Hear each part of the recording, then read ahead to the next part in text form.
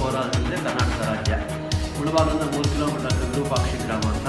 ಇದು ವಿಜಯನಗರ ಸಾಮ್ರಾಜ್ಯ ಶ್ರೀಕೃಷ್ಣ ದೇವರಾಯ ದೇವಸ್ಥಾನ. ಇದು ದೇವಸ್ಥಾನದಲ್ಲಿ ವಿಜಯನಗರ ಸಾಮ್ರಾಜ್ಯದ ಸ್ಥಾನದಲ್ಲಿರ್ತಕ್ಕಂಥದ್ದು 2 ಅಂದರೆ ವಿರೂಪಾಕ್ಷೇಶ್ವರ ಮತ್ತು ಮಾರ್ಗದರ್ಶೇಶ್ವರ ಅಂತ ಹೆಸರು.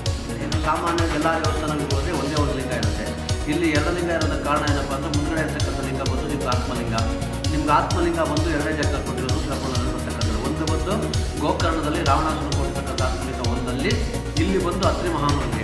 ಅತ್ರಿ ಮಹಾಮಂಡಲಿ ಯಾರಪ್ಪ ಅಂದರೆ ದತ್ತಾತ್ರೇಯ ತಂದೆ ತಾಯಿ. ಇದಕ್ಕೆ ಅತ್ರಿ ಕ್ಷೇತ್ರ ಅಂತ ಹೇಳ್ತಾರೆ. ಅತ್ರಿ ಮಹಾಮಂಡಲಿ ತಪಸ್ ಮಾಡಬೇಕಾದ್ರೆ ಈಶ್ವರ ಪ್ರತ್ಯಕ್ಷ ಸ್ವತಃ ಕೈಯಿಂದ ಕೊಡ್ತಕ್ಕಂಥ ಆತ್ಮಲಿಂಗ ಮುಂದ್ಗಡೆ ಮತ್ತು 3 ಬಣ್ಣ ಬದಲಾವಣೆ ಇದೆ. ಬೆಳಗ್ಗೆ, ಮಧ್ಯಾಹ್ನ, ಸಾಯಂಕಾಲ. ಯಾವ ಥರ ಅಂದರೆ ಉದಯಾತ್ರೆ ಘಟಿಕಾಯುಕ್ತೆ ರಕ್ತವರ್ಣಕೃತ ಭೂಮಿಷ್ಠತೆ ಅಪರಾಹ್ನೆ ಸ್ಫಟಿಕಾಯುಕ್ತೆ ಸಾಹಿನ್ಯ ಮಧುವರ್ಣಕೃತೆ ಇತ್ಯುಕ್ತ ಲಿಂಗರೂಪಂಚ ವಿರೂಪಾಕ್ಷ ಅತ್ರಿ ಪ್ರತಿಷ್ಠಿತ ಅಂತ ಶ್ಲೋಕದಲ್ಲಿರ್ತಕ್ಕಂಥದ್ದು. ಅಂದರೆ ಅರ್ಥ ಏನಪ್ಪ ಅಂದರೆ, ಬೆಳಗಿನ ಜಾವ 6 ಗಂಟೆಯಿಂದ 12 ಗಂಟೆವರೆಗೂ ರಕ್ತವರ್ಣ ಅಂತ ಕೆಂಪು, 12 ಗಂಟೆಯಿಂದ 4 ಗಂಟೆವರೆಗೂ ಸ್ಫಟಿಕ ಅಂತ ಬಿಳಿ ಬಣ್ಣ, ಈಗ ಸಾಯಂಕಾಲ 4ರಿಂದ ಬೆಳಗಿನ ಜಾವ 6 ಗಂಟೆವರೆಗೂ ಮಧುವರ್ಣ.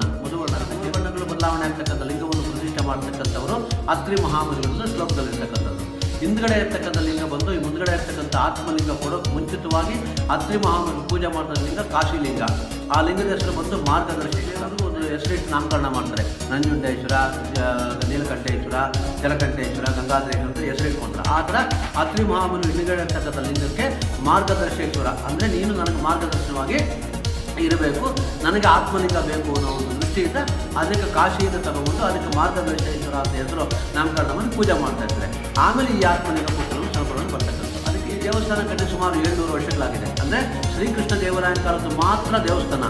ಆದರೆ ಆತ್ಮಲಿಂಗ ಅತ್ರಿ ಮಹಾಮುನಿಗಳು ಬರೋದು ಕೃತಿಯುಗದಲ್ಲಿ, ದೇವಸ್ಥಾನ ಕಟ್ಟಿರೋದು ಕಲಿಯುಗದಲ್ಲಿ. ಅಂದರೆ ನೀವು ಮಧ್ಯದಲ್ಲಿ 3 ಯುಗಗಳು ಡಿಫರೆನ್ಸ್ ಇರುತ್ತೆ.